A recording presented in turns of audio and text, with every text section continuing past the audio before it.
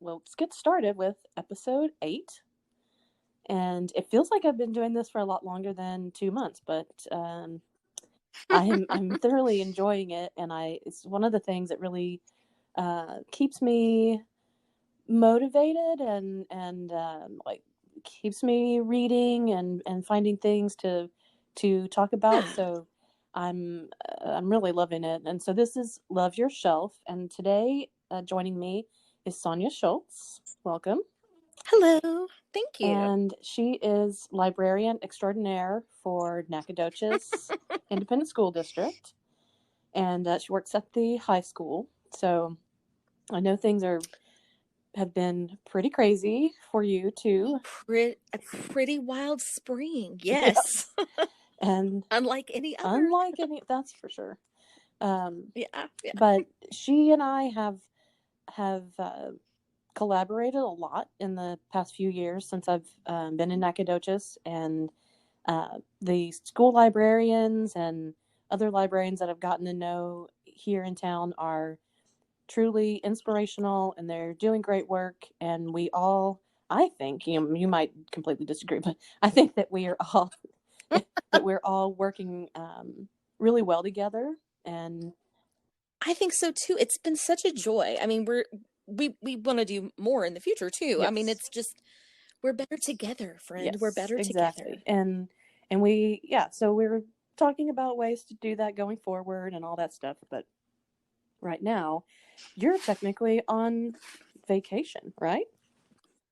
Yeah. I am. I'm actually, it is summer break, although not a tremendous amount, has changed. Just, officially, I don't. Yeah. Summer break. Yeah. Well, and that's always been the main difference. I think one of the biggest differences between your job and mine is that all the times when you're having a break, that's my busy time. Right? Yeah, y'all are hopping in the summer. And sure. So even now, we're trying to keep it going and do things that people want to participate in, and we're open to people ordering ahead and coming to pick up books. So we're trying to keep that going. And I love this so much. I mean, you'll have done a great job of making that known via your social media, and the things you're doing are so cool. I love all the things you're doing for kids, and y'all are a treasure for Nacogdoches. Well, thank really you. We do enjoy, like, I don't normally do all of the kids stuff. I usually do the teen and adult stuff mostly. And so, but we're kind of, since we're a very small staff, we had to kind of decide what we were going to focus on so that we could put out something that we felt had some kind of quality to it. So, so we're, focusing on children's stuff because that's the most important. I think we want to maintain that connection with kids and kids coming to get books at the library while they're out of school. Yeah. So important. Yes. So important. So we're working on it. It's always changing too. So we never know, what's going to happen from one day to the next. And so that keeps us on our toes for sure. Right. That keeps life exciting. That is such a positive statement. I like that. But, well, I mean, it's going to happen regardless. So you got to put that positive spin on it, because otherwise you're like, oh no, what's headed my way next? Yeah, we have those days too, but mostly they're fun. And we crack each other up. I was saying after the last round of videos that we did that the outtakes at the end of the summer, I think, are going to be the best part of this. So I cannot wait. I cannot wait. I'm so looking forward to it. Knowing the personalities of you guys that work up there, I know it's going to be a crack up. So we're getting into costumes now. So just wait. Oh, fun. Okay. All right. Yes. So the good stuff is happening. Yes. We decided to go all out if we were going to do it at all. So we'll see how it goes. Yes.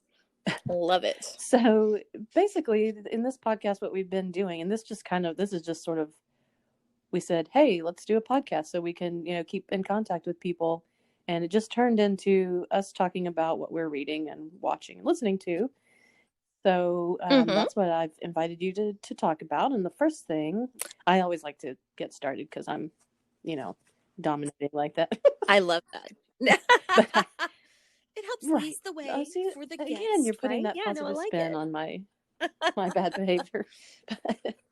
um, the book that I'm going to talk about first, I just started reading, and it's by Sigrid Nunez, who I've never heard of, and Me but she either. apparently has other books too that also look good.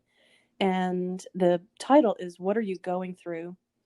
And so that grabbed me, right off. Yeah. And it doesn't come out until September, but I have an advance copy, so uh, Oh, don't you love it that is perk? the Yeah, best. And it so is. I still almost clap my hands greedily whenever I get to open up one of those. But Me too. It's like, I don't know, it's like birthdays and Christmas and all of it all rolled up exactly, into one. yeah. Very exciting. Yeah. And so, and I also have a thing about, it's apparently the epigraphs in novels are always really catch my Mm-hmm. attention. I always want to share those. So the one in this book is the love of our neighbor in all its fullness simply means being able to say, "What are you going through?" And that's Oh. from Simone Weil, who is a was a French philosopher in the 30s.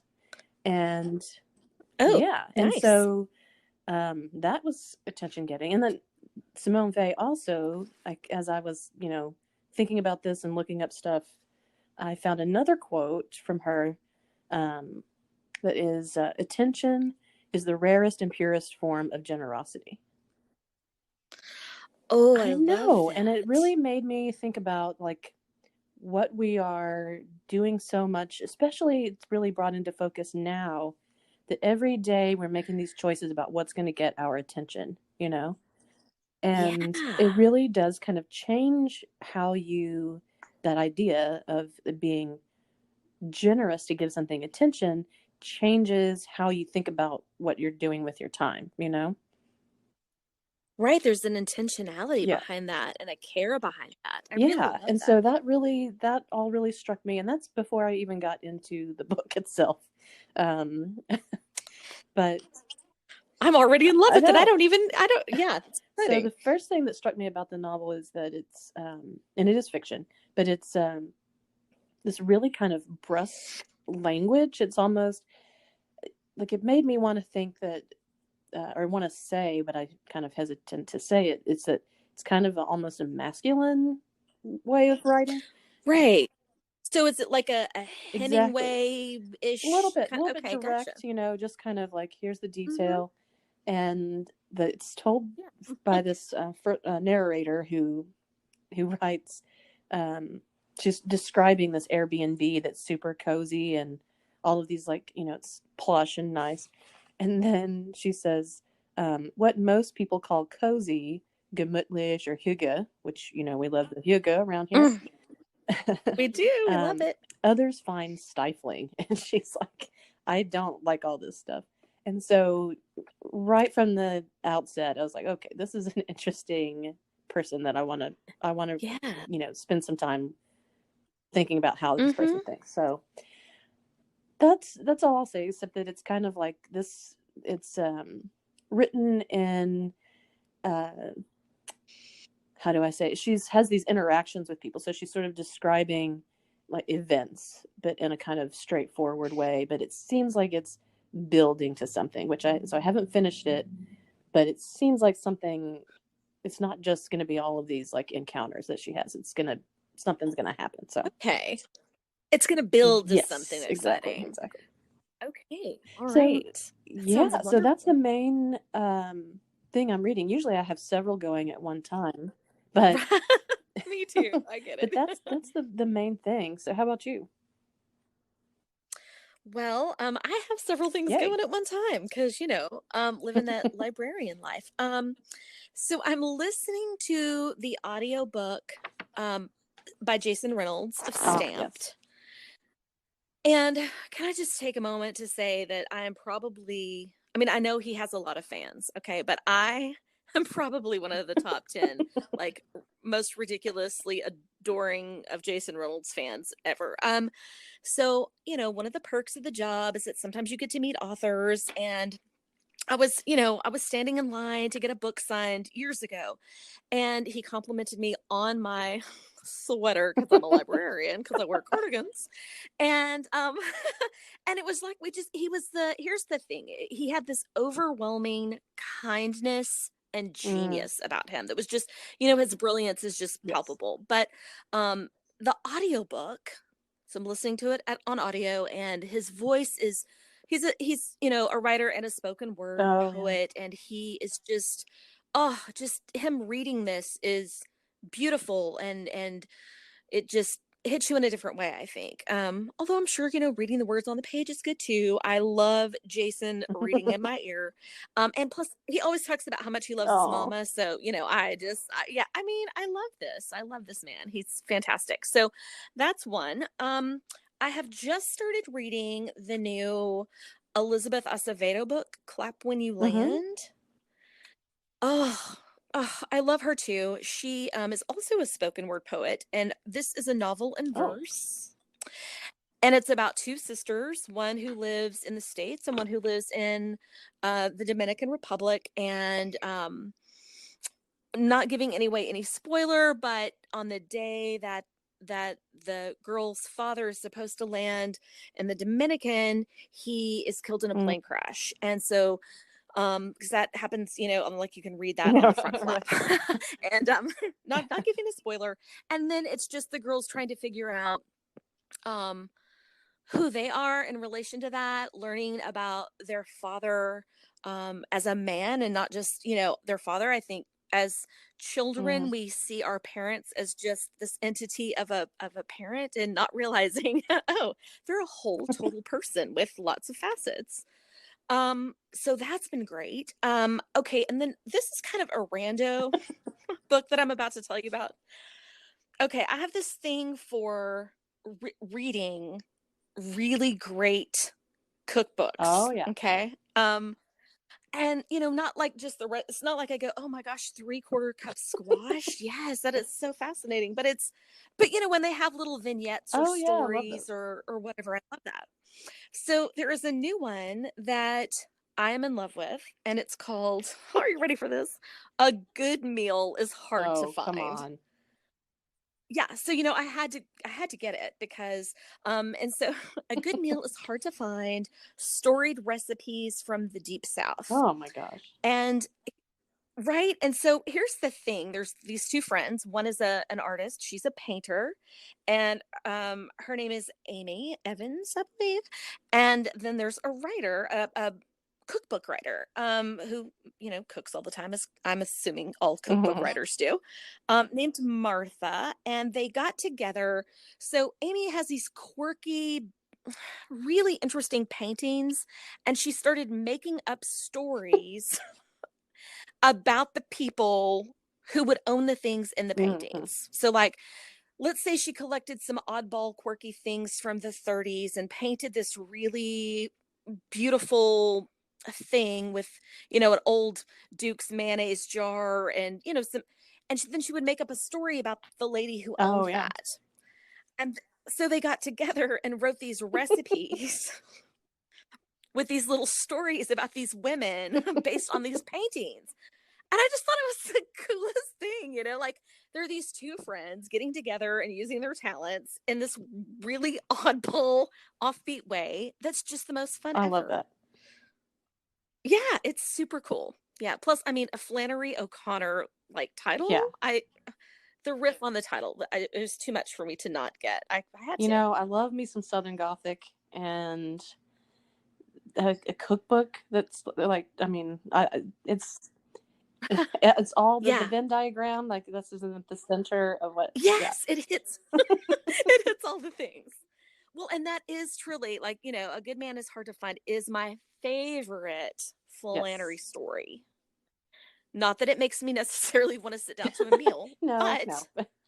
But but I appreciated the riff on the name. yeah, So, and you know that it's somebody that uses that title, that you're going to be simpatico with whatever it is that they're about to do, you know? yes, Absolutely. Yeah. I think, really, I would recommend this as like a book if somebody wants to get a gift for someone who is, I don't know, quirky and enjoys things like I do. It's a great one. I'm going to be buying that one for the library, so thank you.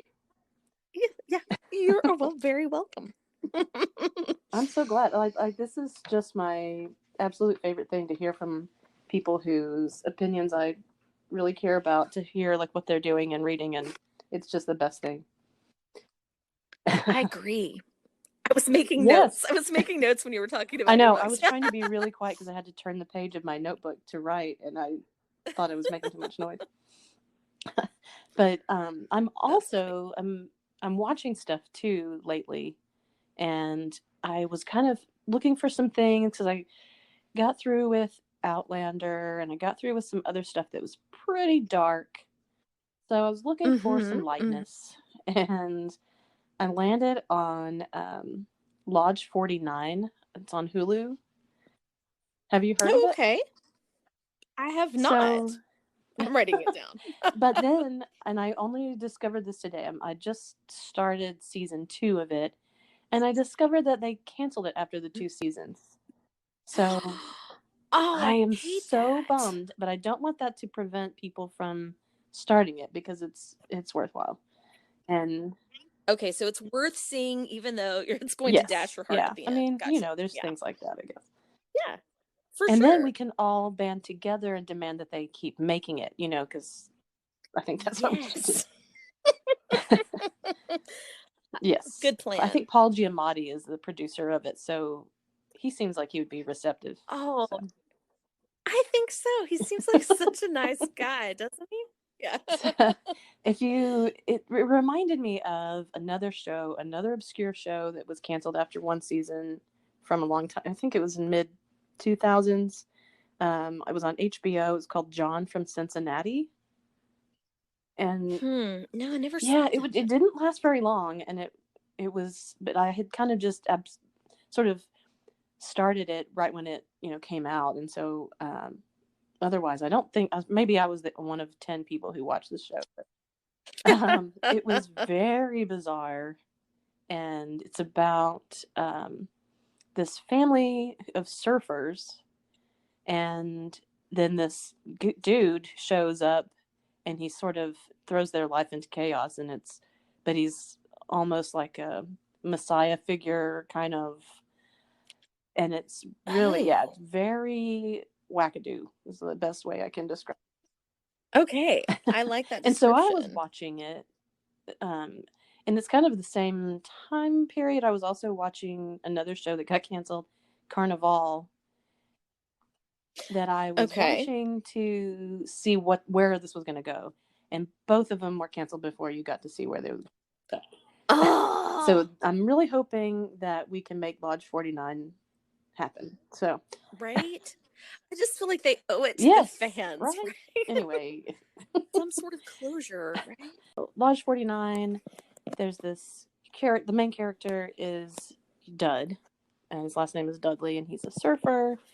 And he at the beginning of the show he had gone to a surfing trip in Ecuador and gotten bitten by a poisonous or venomous snake, and it never healed, and so he's no longer able to surf, and so he's just couch surfing with his sister wherever he can land, and then um, he's a sort of similar character. Not, I wouldn't say messiah character necessarily, but it's sort of, he's more simple, I guess, than that. But Okay.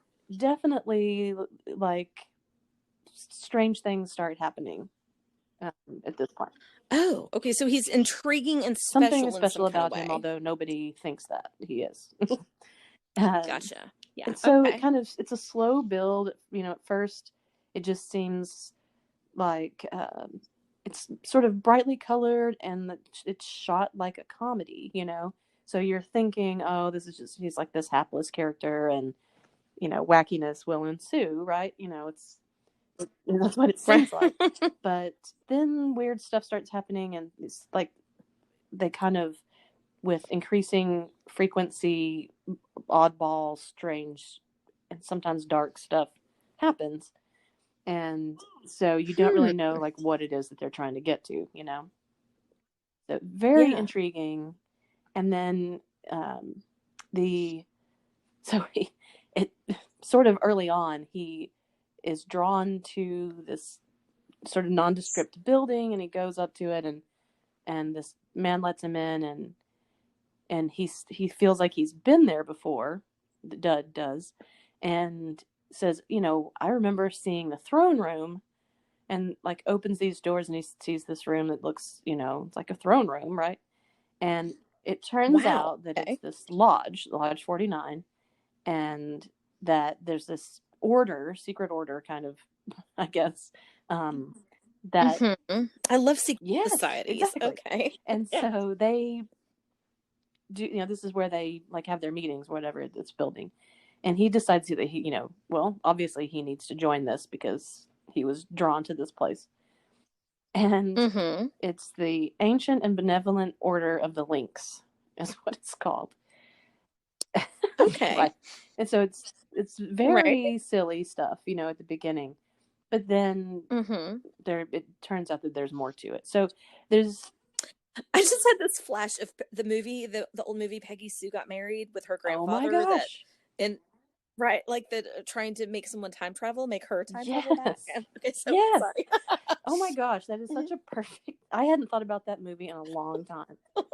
That is such a wacky movie. Me too. either. Yeah, that's exactly perfect. So yes, so if you're familiar with that movie, this has got a little flavor of that. And Lodge 49 is a reference to the crying of Lot 49 by Pynchon. And that's also definitely another recommendation of mine if you haven't read that book. It's one of my favorite books of all time. That's a high recommendation. It is. And I actually, watching this show, I've decided I'm going to go read that book again, which I'm sure I have somewhere around here. But it is sort of conspiracy theories, sort of it's at the center of that book. And it's also very wacky and absurd. I think absurd is probably the best term for. I love something absurd. I think you would like both of those things, actually. Yeah, it sounds great. And then in the episode last night, one of the characters says, just sort of out of nowhere, the author is dead.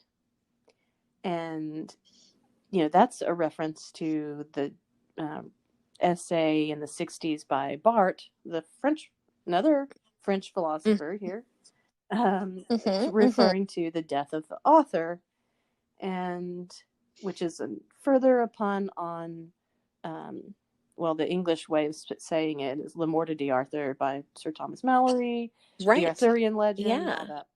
And so this is super intriguing to me. I think I need to. It's very layered and complex, and really didn't, you know, it creeps up on you as you're watching the series. At first, it's kind of like, this looks like it's supposed to look like it's funny, but it's not that funny. And then, but it really picks up as you see all of these things that they're layering in there. So, well, based on that recommendation, I'm going to put that on my list. Let me know what you think about it. Sometimes I feel like, for sure, I get into something and then somebody else will watch it and be like, "What is wrong with her?" This is ridiculous. But anyway, hopefully you would like it. And then another show that I also thought started about the same time, looking for something light, is Upload, which is on Amazon Prime. And it just came out. It's one season, and it's about a man who, in the first episode, he dies, and so, which is, you know, comedy gold, and a comedy gold right there. He dies, and it's sort of in this near future, alternative future, where people can be uploaded, have their consciousness uploaded into like the cloud and live there. Oh, okay. Yes, and again, so it's an absurd concept and super ridiculous. I mean, and yet is it? I mean, you know, so that's sort of 2020's been pretty weird so Right. far. Might as well upload ourselves. Yes, just upload. And so the main character, who's the dead guy, is Nathan, and then he has a quote unquote angel who's basically like his individualized tech support person, like Gotcha. Yeah, for his upload. who like Yeah. kind of monitors him and makes sure everything's okay. You have to be really tight with your IT, man. That's yeah, exactly. And it turns out that he also, when he died, had a fiance who's uber wealthy, and so she's able to provide him to be like in this like really expensive sort of, I mean, for lack of a better word, heaven, whatever place to be. And so it's like this a top tier kind of exactly. place. So it's this gorgeous hotel that where he lives with these other people who are also uploaded, right? Because they don't say dead, they say uploaded. And she basically, it pretty quickly you realize like the implications of all of this are pretty also dark and bleak, because she owns him essentially. Like, she's paying for him to experience the afterlife, and if she stops, then he either ceases to exist or can't, doesn't have a good experience, or it's crazy. So are their bodies still like somewhere? No. Like, I mean, are they like plugged into so they're not like, this is not like some long-term virtual reality situation, which is what I was like picturing first. No. Where their bodies are still like, hey, we're alive. We're just, our brain is cloud surfing. No, he's completely gone. Like, completely gone. Oh, yeah. Wow. He just exists, as in virtual reality.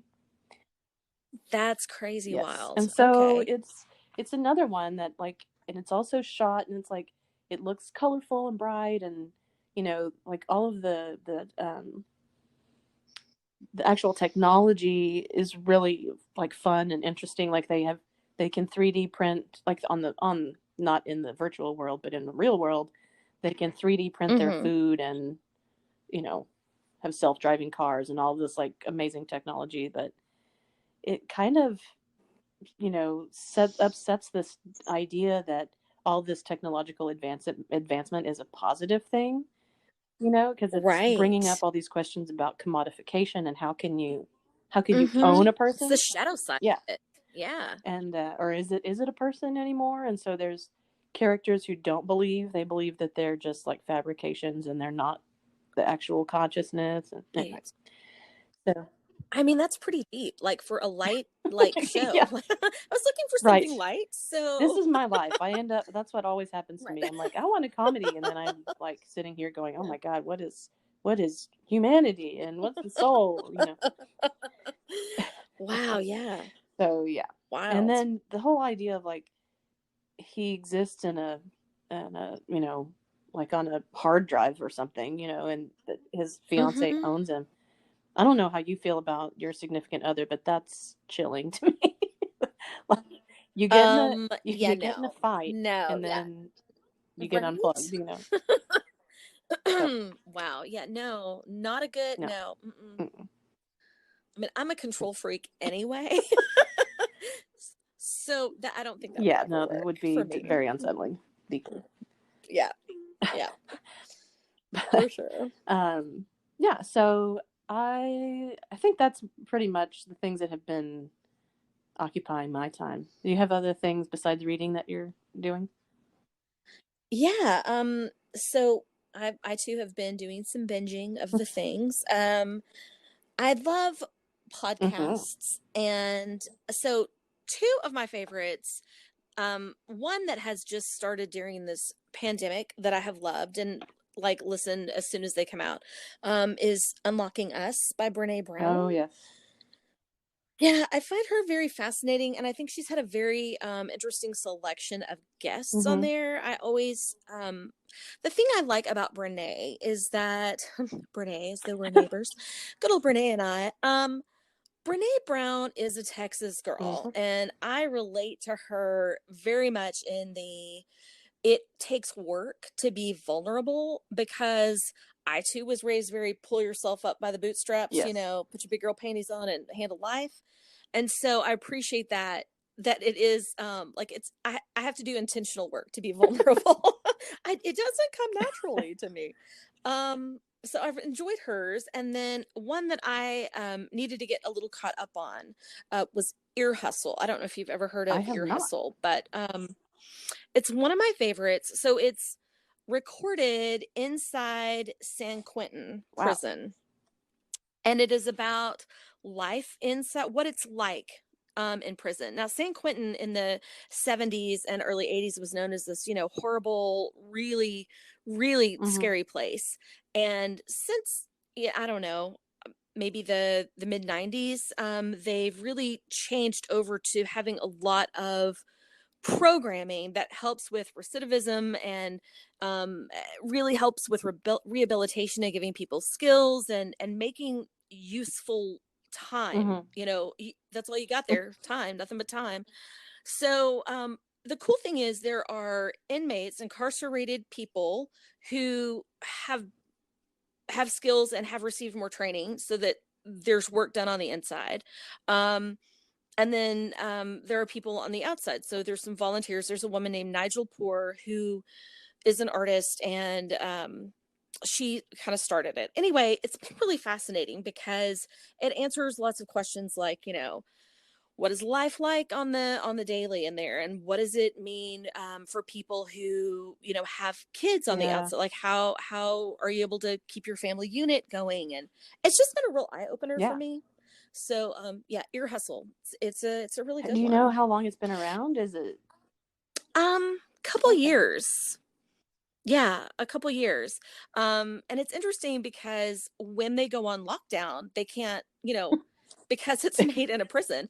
Although one of the co-hosts is a man named Earlonne Woods, and his sentence was commuted. Oh wow. He yeah, and so he is now living on the outside, and so that's been a really cool thing to listen to too, the difference in his life, and still working on that.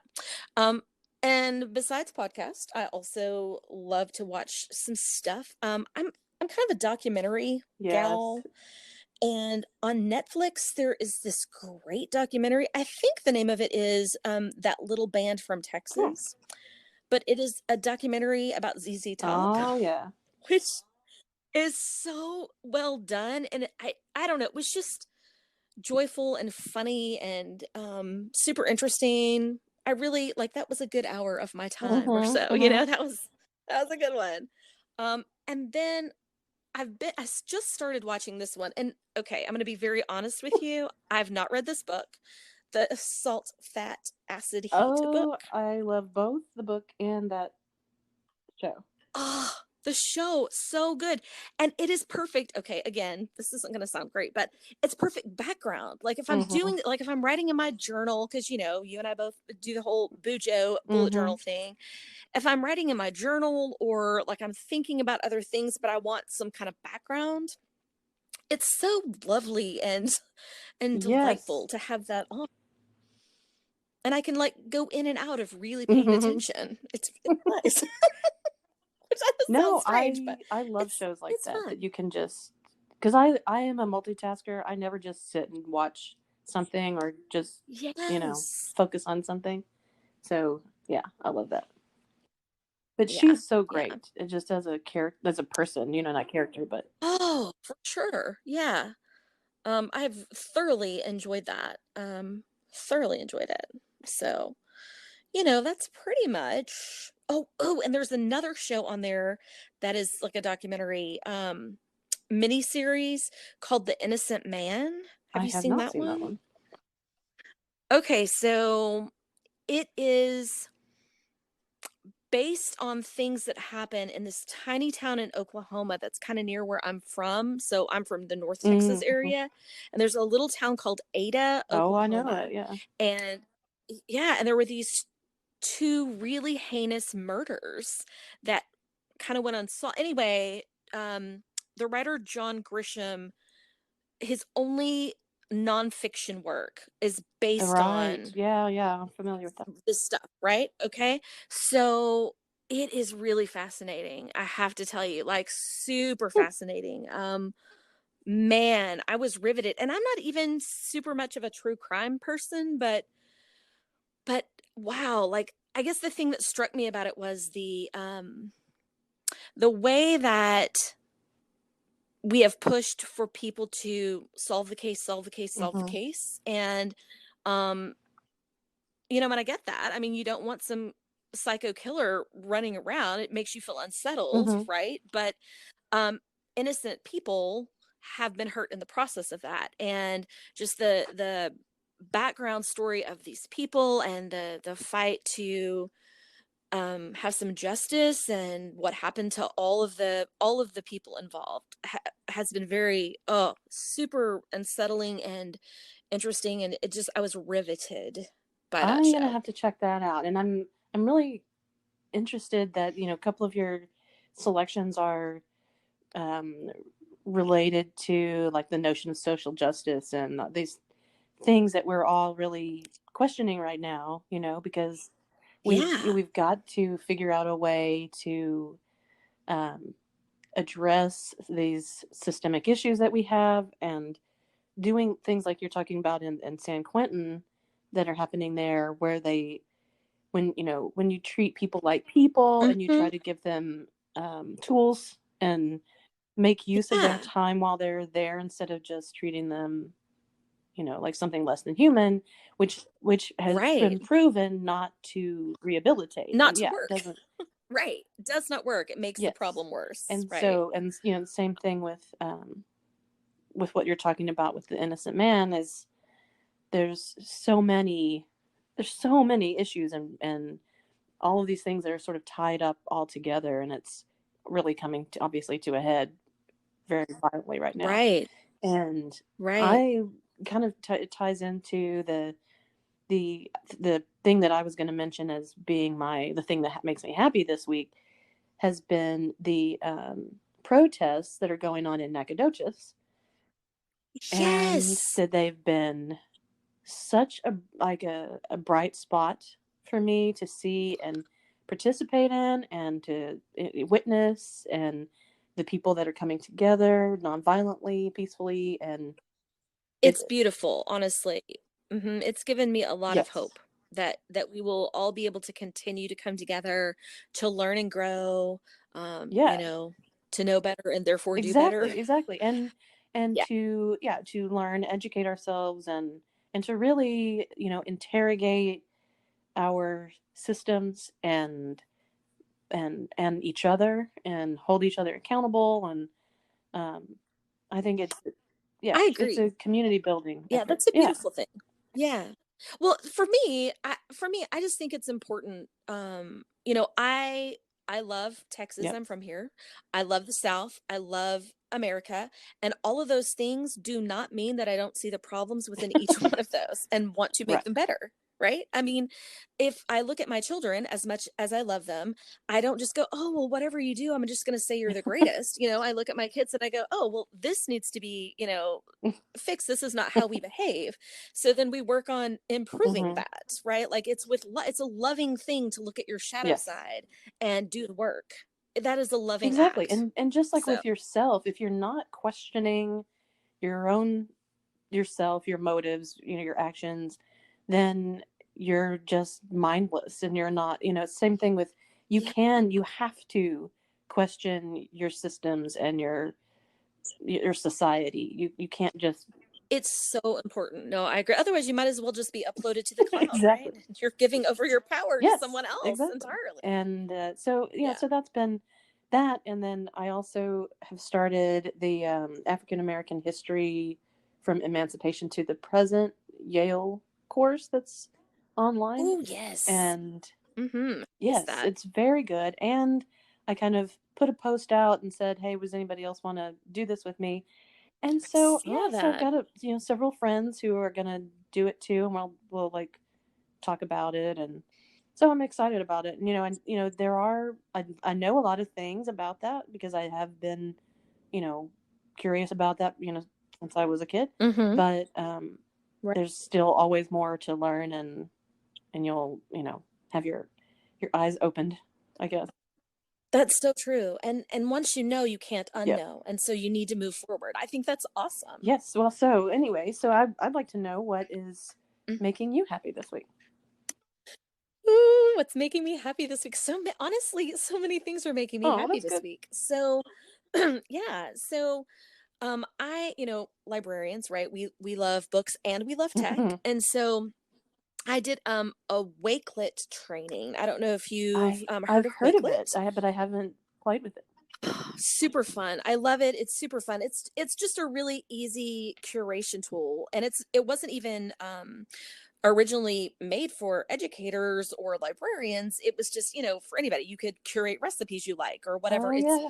far less messy to look at. It's like not as visually I don't know, appalling as sometimes Uh, Pinterest can be. It's like it feels Pinterest is very yes. aggressive in all of the Mm-hmm. images, right? Wakelet is more, it doesn't have a cloud of things that you put into list. You find what you want and you put them into Mm-hmm. your lists, right? It has little abilities to do Flipgrid and those kind of things completely within the platform of Wakelet, and it's all free. Ah, It's great. Try it out, wakelet.com, yes. right? So they had a Wakelet community week and they had these amazing trainings with just okay, so one of the sessions was on leadership and using Wakelet as team Hmm. building by Rio Ferdinand, the Manchester United soccer star, right? Like, it was just, I don't know, when am I going to be in a webinar with, live webinar with him ever in my life? So it was very exciting. Okay, and so I got all this learning and I got very excited about it. And then the cherry on the top of that ice cream sundae was that if you tweeted out things about what you were learning, your name went in a drawing. And maybe 10 minutes, maybe not even 10 minutes before we got on this recording, I was one of the device Oh. winners. So, okay, there were people from all over the world participating in this, all over the world, like Iceland. The Wakelet is out of Australia, so they're not even based in the Mm-hmm. US. And anyway, I received my Microsoft Surface Go that What? I won. So I have a new Play Pretty to explore. I'm so That is so excited. cool. That kind of thing never Yeah. happens to me, but I'm glad that it happens to you. No, it never happens to me either. This is like I'm giddy because this is not how my life generally works. That is super cool. And Wakelet sounds like exactly what I want. I'm always on the search for like the perfect tool, an app or journal or whatever it is, and I never find it. So I'm excited to have another Mm-hmm. option to explore. Try it out. I think you'll love it. It's very cool. And Wakelet, the company, man, like they are very responsive to what people want. They've just added like real time collaborative components. It's just the coolest. Explore it. You'll love Oh, I'm so it. excited. Thank you. You're welcome. Well, thank you so much for joining me and taking the time to do this. And Oh my gosh, I've had the best time. Thank you for inviting me to be yes, and on. so this was episode 8, and we'll have to come up with a title here in a minute.